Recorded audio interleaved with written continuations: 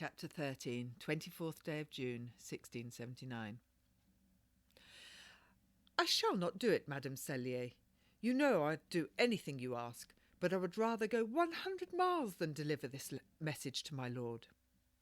Like a petulant child, Willoughby thrust the letter back towards me in his tattooed hand.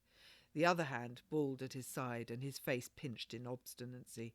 He did not look so very attractive at that moment, and I had the notion of placing him over my knee and giving him a spanking than I had of him tilting at windmills in the way of Don Quixote, or that rakish highwayman, the likes of Duval, that I had once shed a tear for. If I had tried to save the life of Duval, I had tried everything. I had petitioned the king for his mercy, but to no avail. He had stood against too many gentlemen on the road and the gaming tables, and with their wives in his bed. Tales of his wild escapades filled every coffee shop, and alongside every other lady of the time, I was quite undone by the romantic tale of when he held up a knight and his lady. She, when she saw they were to be robbed, played heartily on her flageolet. He, the highwayman, Duval, was so taken by the music, he drew out his own instrument and played along with her.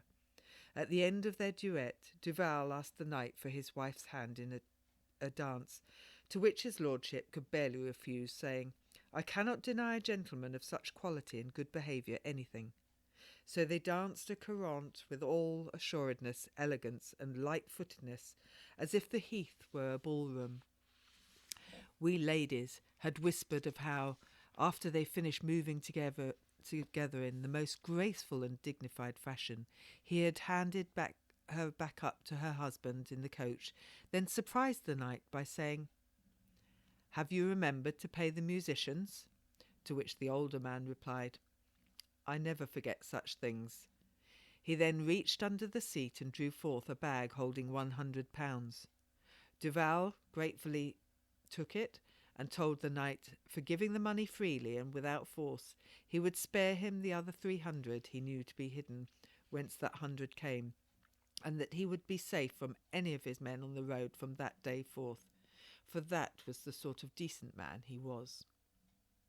Willoughby had the resemblance of him, though not his character. "Why do you balk at such a simple task?" I asked, not taking the letter. "You have carried notes to him many times before."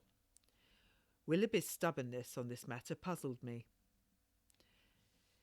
"He has a temper, madam. I would rather carry this letter into a lion's den than take this letter to him. He has the devil, that one." Willoughby again thrust the letter, but this time into my hand, and then took hold of my fingers with both of his hands and folded them around it, so I was in no doubt he would not take it. "What wrong did he do you?" "My lord has a temper so vile, I would not trust him to keep it to himself." "Surely his temper is not so bad." "He swore me to the devil, and said if he saw me again, he would have my heart." "He did not mean it. Lord Castleman is a good man. Did he say more, that you are so discomposed about going to him?"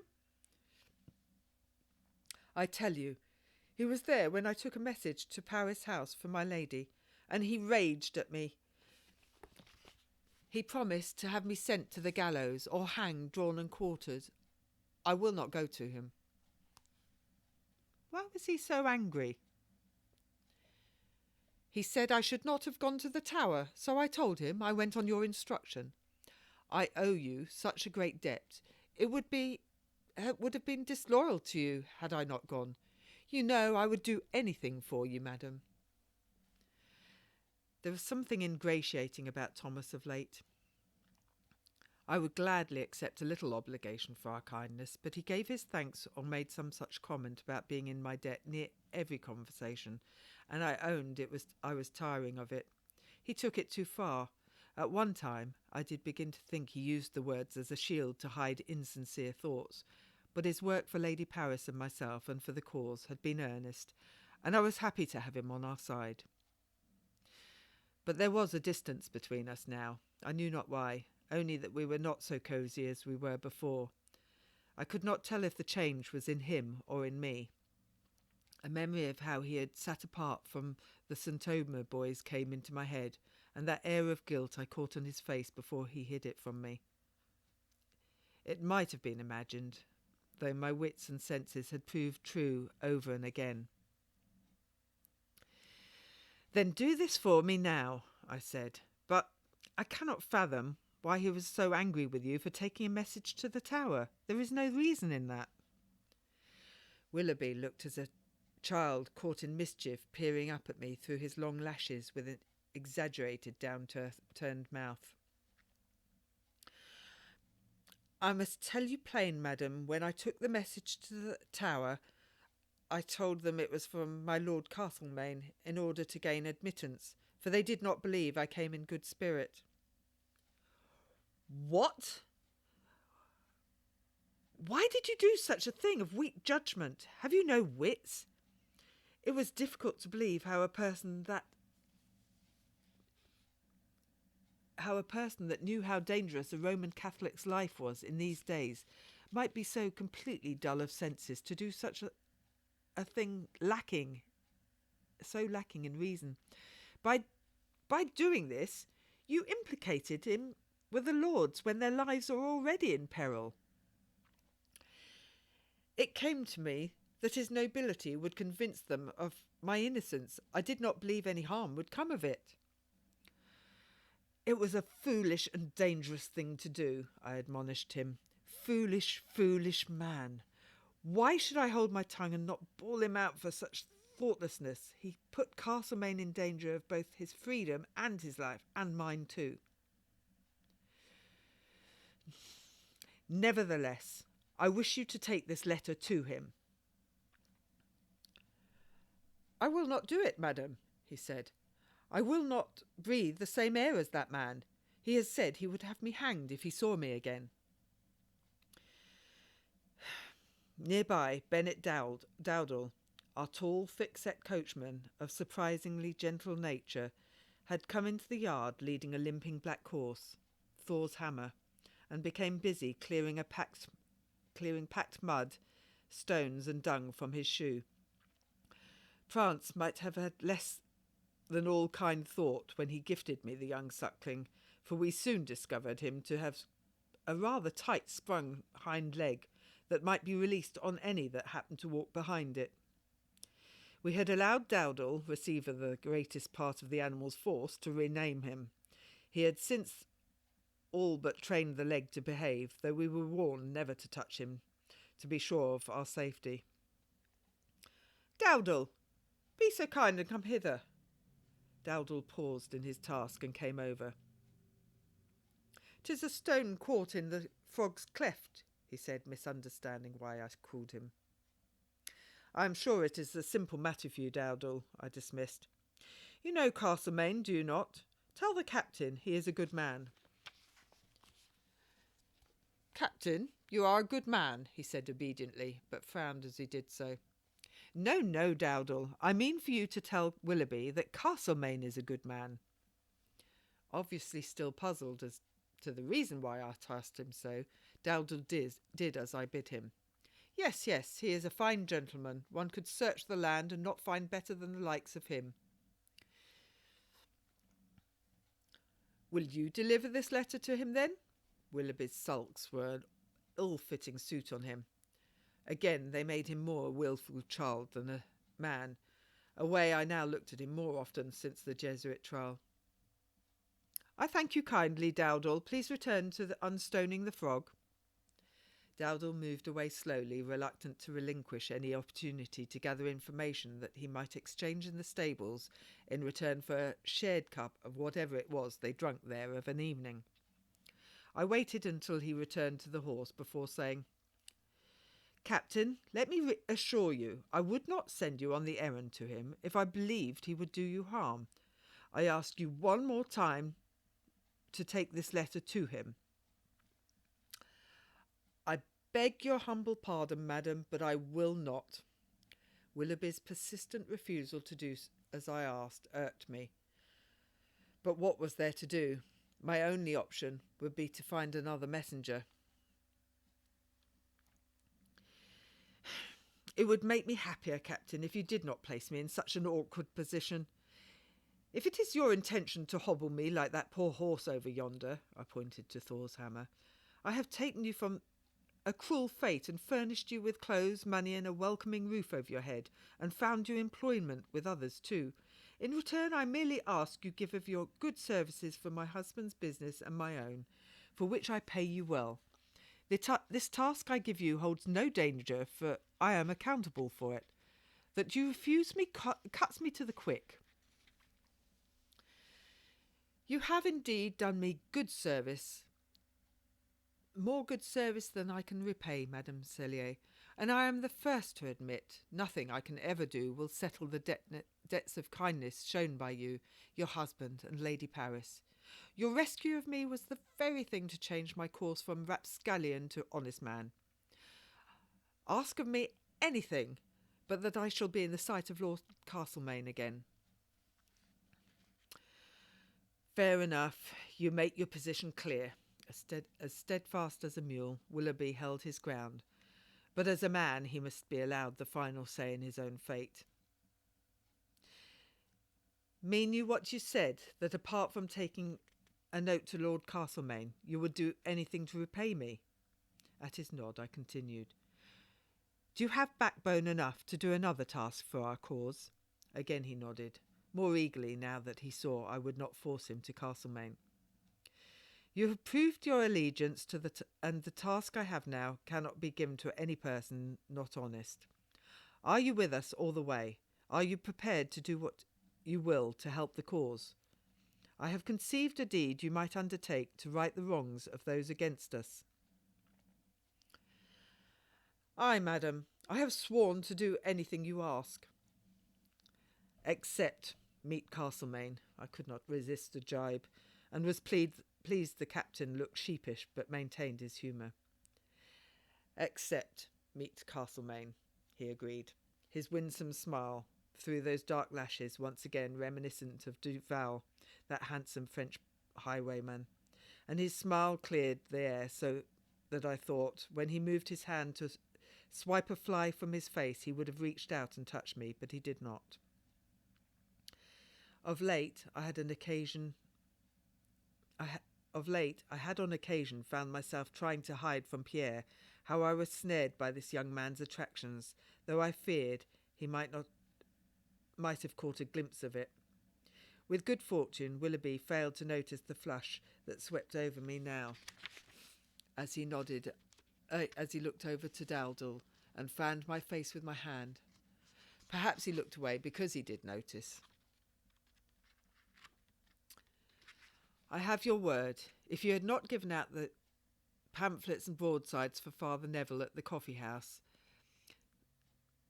that bigot, Lord Danby, might have secured his release from the Tower and might have won over the government with his lies. I understand the one titled Reflections, with Danby's name on it, was well read, but we cannot take all credit for his downfall. It is all too easy to discredit one that incurs such odium. For your part in it, you already have thanks. I paused to allow these words to find their target. My thoughts are these. Words of a cause are most likely to be read by those that are predisposed towards that cause, or those who wish to overthrow it, I said, thinking aloud. Perhaps we must sow seeds of insight of that Presbyterian treachery in their own garden before they can see the truth of it. But it is not enough to sow the seeds. They must be nurtured until they bear fruit. The belly of our cause is growing, and when it is ripe, justice shall be born into these three kingdoms. I paused again to see how Captain Willoughby reacted. I did not expect him to reply, but he did.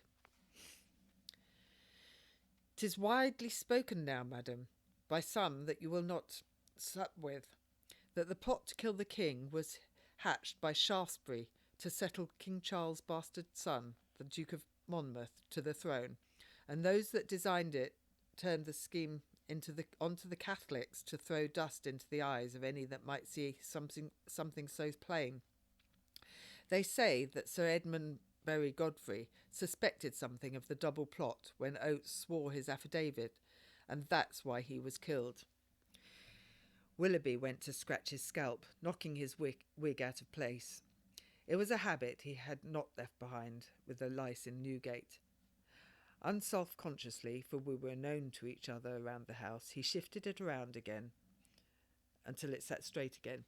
Then he shook again, looked again to Dowdall, now checking the back hoof, as if what the coachman was doing held great interest, looked down to the ground and back to me again before speaking. One servant of Oates, a man named William Osborne, in the employ of a noble man, possibly Danby, plans to speak out about Oates and his sordid affairs, along with 2 others. I cannot vouch for the truth of it, for I suspect the word of one worm in the stead of another is one that you would not wish to believe. But the one to whom I gave my ear also claimed the word is that Oates himself arranged for Sir Godfrey's life to be forfeit under the instruction of Shaftesbury. I suspected this mischief began with that man. He would have it both ways, his man Monmouth on the throne and the Catholics discredited, all rolled into one shot. And Danby is such a hard one against Catholics that he would only speak against Oates to suit himself.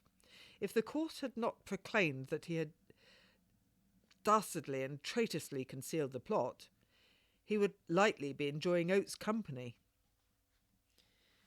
Indeed, people are prone to believe in Catholic plot against the king, where a Protestant one is questioned. Willoughby stated what we oft stated.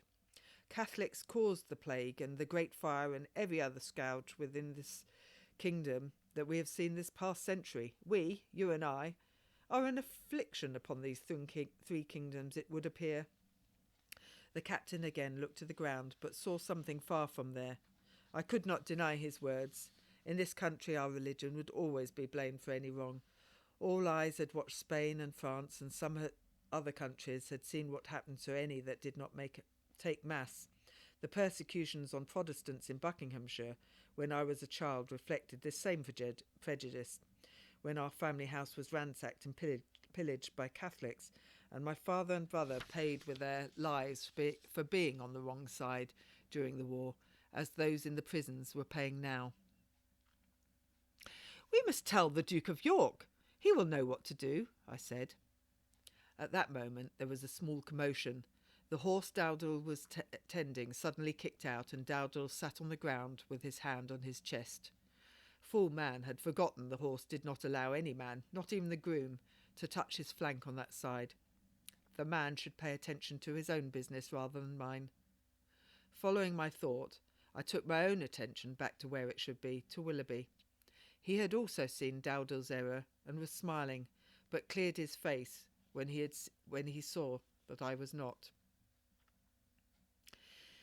"The Duke would not see me," Willoughby's words surprised me.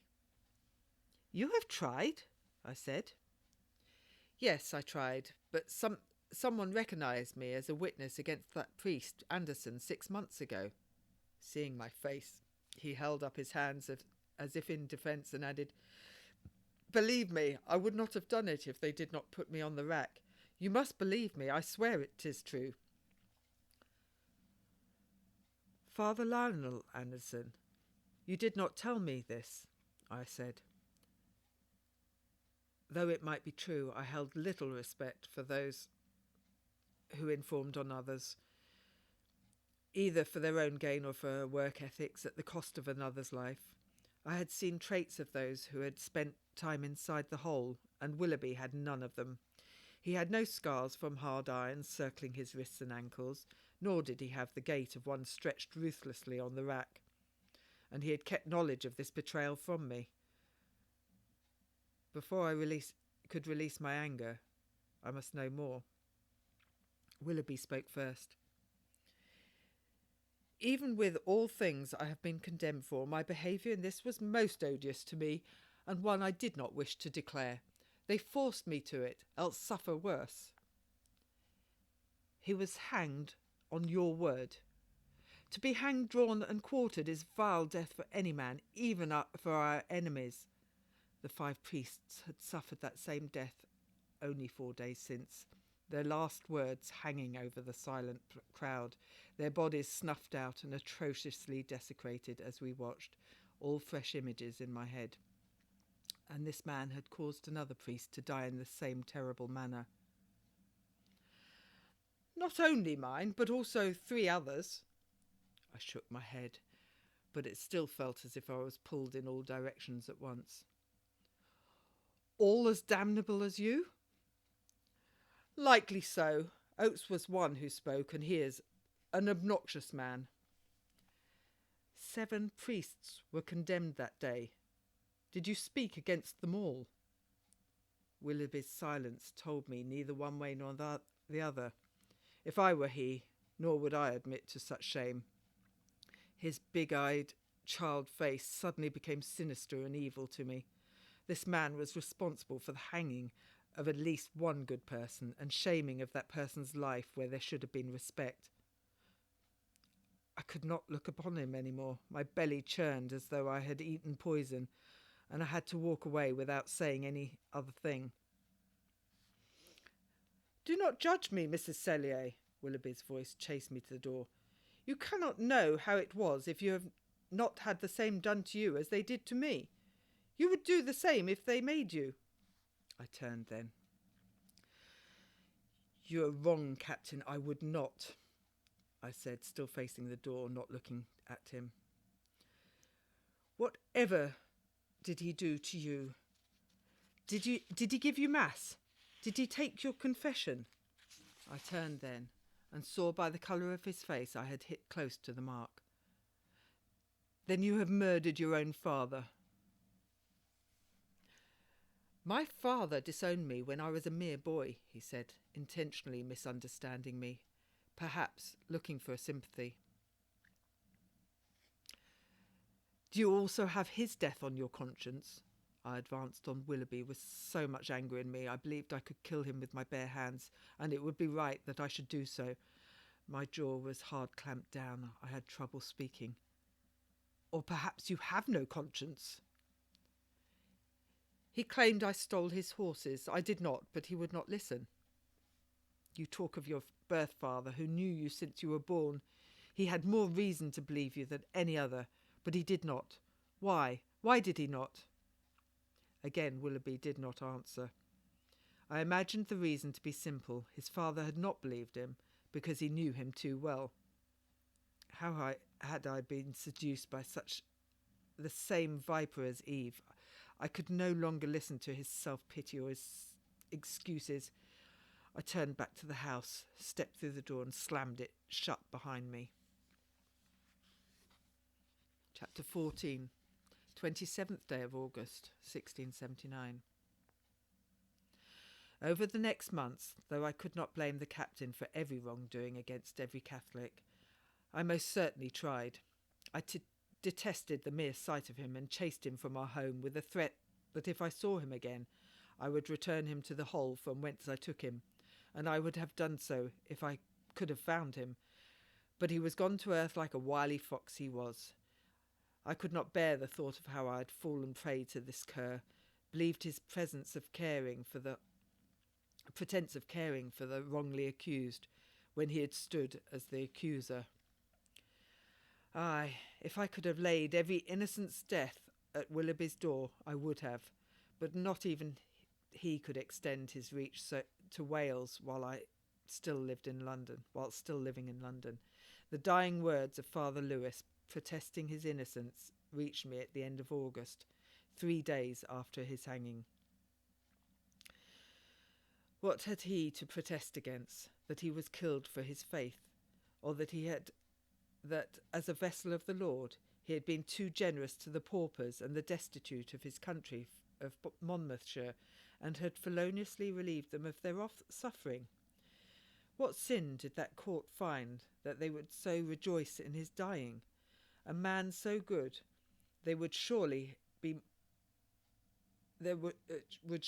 more hardship and death now that they had than had they let him live.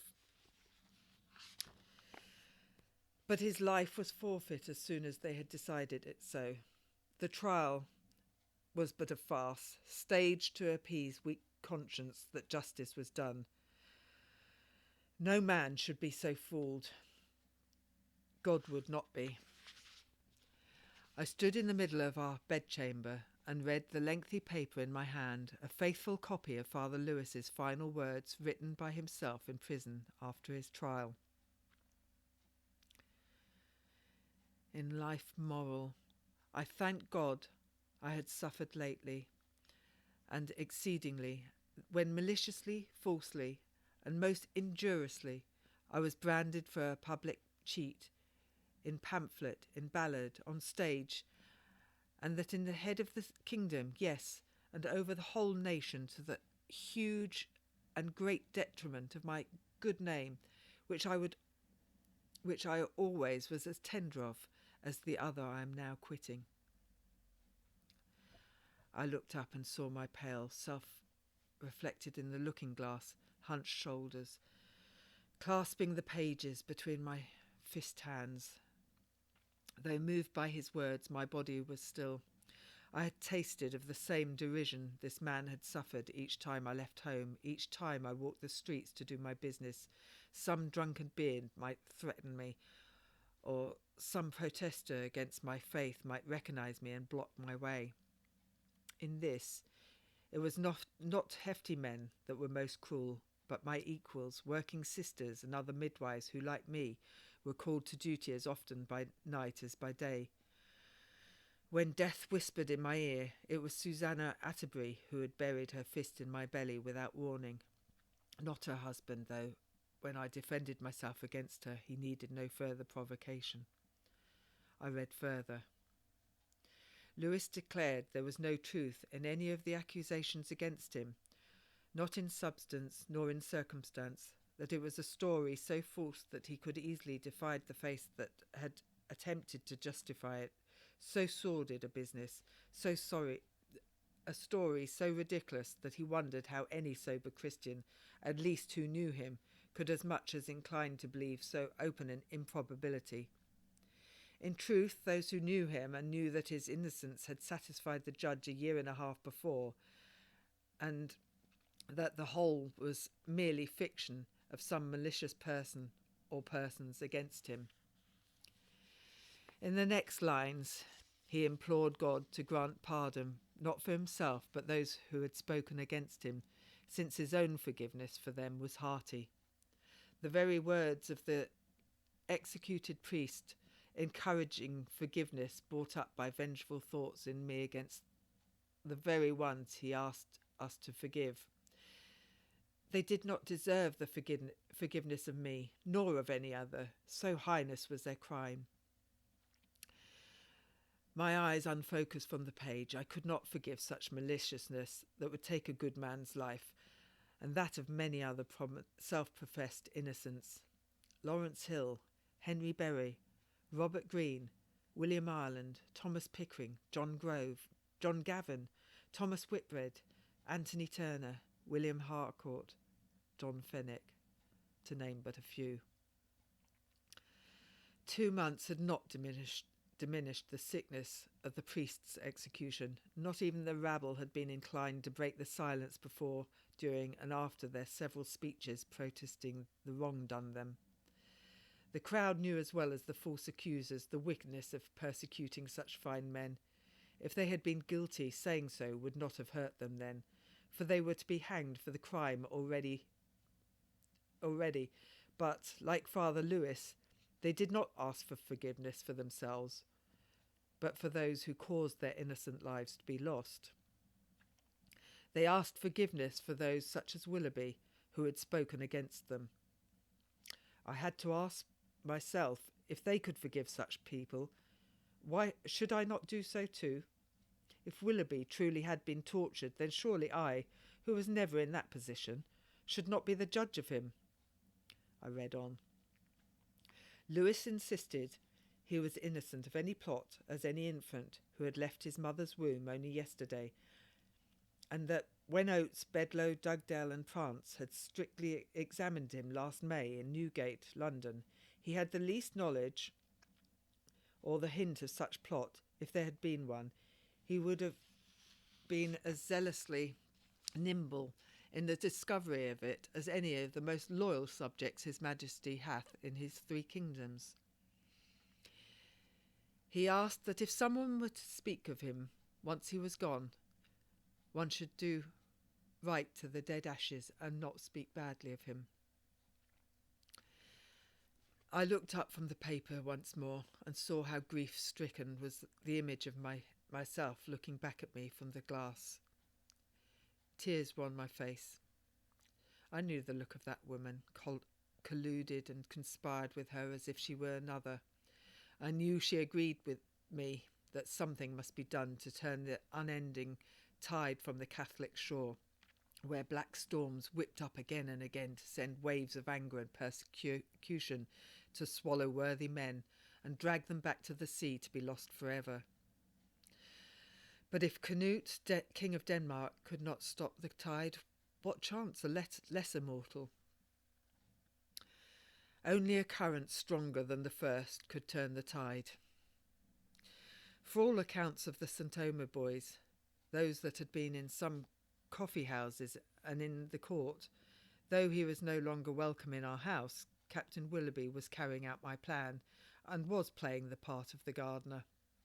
Perhaps he sought to court favour with me, but his seed planting was growing whispers in the street that the plot against the king was not, after all, a Catholic plot, but thrown upon our religion as a scapegoat by the Presbyterians. He carried out our design and filled coffee houses all over town with small pieces of doubt, not so strong that he would appear too zealous and on the other side of the idea, but sometimes displaying a little hesitation, a small hint of suggestion he might believe it to be the truth. He might have earned a decent wage upon the stage, so convincing was he, so perfectly did he act the part. Though I heard he did this, I could not help but think he did it for himself still, that his motives were not pure. But I must also believe the Lord sent me a gift when he guided me to Willoughby in Newgate, a gift it would be foolish not to accept and use well. The man's charm, handsome looks and breezy wit had beguiled me and all of London's coffee houses, and his attractions were equally effective on both men and women, I observed. So though I might find his presence an abhorrence, perhaps he was sharp enough and quick enough to influence the crowd and turn the tide. Were he to reveal details of my plan to any non-Catholic, I would be executed for treason, for no matter that I myself had not carried out any act, thoughts were as actions or deeds. Could I trust him? Regardless of my present feelings towards him, he had not yet failed me in any task I had set him, and that he had agreed to. It was not as though he had tried to conceal his warts. I had discovered them almost too easily from tales he told at the dinner table, as well as from others in prison. In Newgate, they told me he had been in a cell for more time than he had been out, and he had frequented more prisons than almost anybody anywhere. He freely confessed of his crimes when I asked him, and expressed with the greatest sincerity that he would atone for his sins for the remainder of his life in any way he might. It may be that my trust in him had been persuasive in altering his character, so he could now walk out of the gutter. But his past might also once more bring him to do those things he was wont to do. My trust in him could never be absolute. I read on. Moreover, know that when last May I was in London under examination concerning the plot, a prime examinant told me that to save my life and increase my fortunes, I must make discovery of the plot or conform. Discover a plot I would not, for I knew of none. Conform I would not, because it was against my conscience then. By consequence I must die. And so now dying, I die for conscience and religion, and dying upon such good scores, as far as human frailty permits, I die with alacrity interior and exterior, from the abundance of the heart. Let not only mouths, but faces also speak. O my Lord, I could barely stand. For all those who so cruelly died, for all those innocent lives stolen by malicious lies, for all those good men who found inner truth of their lives revealed to the outside only to be tarnished by the muck of prejudice and fear and anger of our times. A stone stuck in my throat so I could not swallow, and another weighed so heavily on my heart I could not breathe. I had an image of him hanging soon after, protesting his innocence, as the 5 priests were hanged only moments after they had protested theirs. In that moment I saw them all, every one of them that had died that way, swing before me. I put out my hand to push away the sight, but the sight was not in the room, and I could not hide it. My hand touched the looking-glass, and the coldness of it on my fingertips made me draw back. Some of the poor young men who came over from St. Omer had gone home to Flanders, defeated by how the truth of their many testimonies was made meaningless against the lies of a few servants of the devil, and devastated by how futile their guileless defence had been to save the lives of their friends. The rest of the boys stayed with us to act as witnesses in other trials and to discover how these trials fared. Each day the prisons filled with more Catholics named by fair-weather friends and neighbours for a few guineas, else a pardon for some past mischief. Too many took absolution to reveal knowledge of the plot against the king, no matter if it was the truth. Such hypocrisy. It was that very reason that a Catholic could be absolved of the crime of lying for the Catholic cause, and so should not be trusted, that they gave for not trusting any who had our faith, and for denying a Catholic man to swear on the Bible. Almost sightlessly I looked upon the crumpled paper still in my hands, and was compelled to finish. These were the man's last words, and deserved to be witnessed and remembered. His words echoed my thoughts about those who had gained from delivering him up and sentencing him, but for each of them he offered forgiveness, which I could not do. Whomever, present or absent, I have ever offended, I humbly desire them to forgive me. As for my enemies, had I as many hearts as I have fingers, with all those hearts I would forgive them. At least with the single heart I have, I do freely forgive them all. My neighbours that betrayed me, the persons that took me, the justices that committed me, the witnesses that proved against me, the jury that found me, the judge that condemned me, and all others who out of malice or zeal, covertly or openly, have contributed to my condemnation. But singly and especially I forgive my capital persecutor, who has so longer thirsted for my blood. For my soul I forgive him, and wish his soul so well. In the style of our great masters, Christ himself, Father, forgive them. They know not what they do. But the worst line came at the end of the sheet, written by another. His prayers being ended, he was turned off.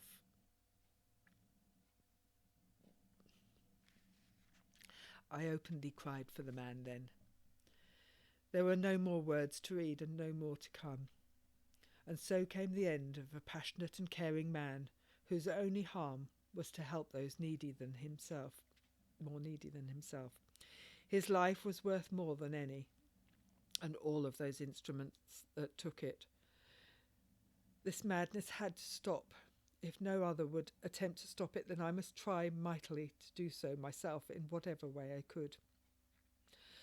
I may even ask Willoughby to lend himself further to this task. He had already sworn to repay me, and this would be the payment I ask of him. For his sins against them, he owed them recompense to the Catholics still locked behind iron bars, and those yet to be there. If he followed my idea through to fruition, He may yet save other lives, hopefully more than he gave cause to be taken.